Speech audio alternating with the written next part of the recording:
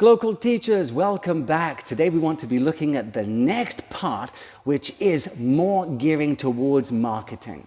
That is the logical next step. Once you've identified what the skill is that you can really do well, that one skill that's really going to add value to your targeted client base, the next step is being able to demonstrate. That's what we want to be looking at today. For those of you who might be a little bit behind, check out the first video. This is absolutely essential watching for everybody. It's 2 minutes long. You must focus on just one skill. This is extremely important. Until we can boil everything down to that, then it's very hard to really go anywhere, because the way to get money is to be able to target to a very specific market, to a very specific clientele. And so the next part in this, the extremely important, is being able to demonstrate it. You have to be able to demonstrate whatever the skill that you have chosen. You have to be able to convey this to your audience in a very clear and concise way.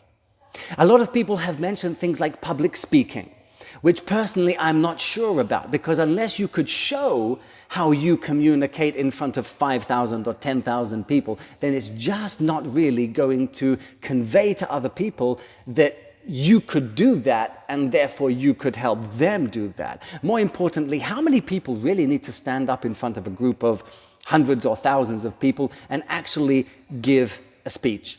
You know, that's like politicians or CEOs of the top, Fortune 500 companies, for example. It won't be for the CEOs in the local area of the local businesses. And so I'd recommend you to try and think about one thing specifically, and then being able to demonstrate this in a very clear way. For example, let's just say you choose presentations.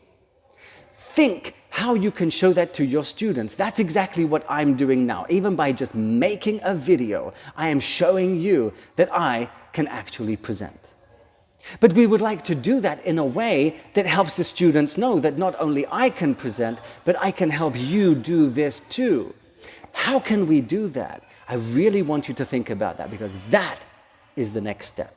And in the third step, then we need to look at how are we going to source those clients. But we have to do things just one step at a time. A lot of people, they haven't even decided what their skill is. And so I recommend you once again, you need to watch the first video and then start thinking about how you can deliver this. Which brings us to the subject of being an extrovert.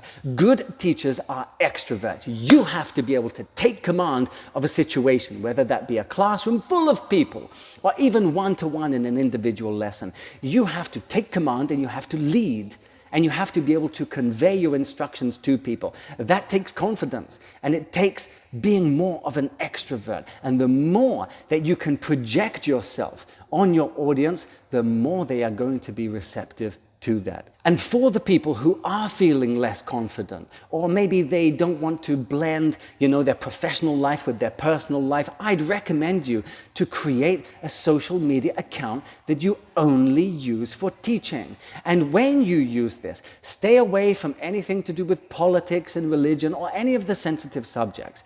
Don't choose sides. Never allow yourself to be divided.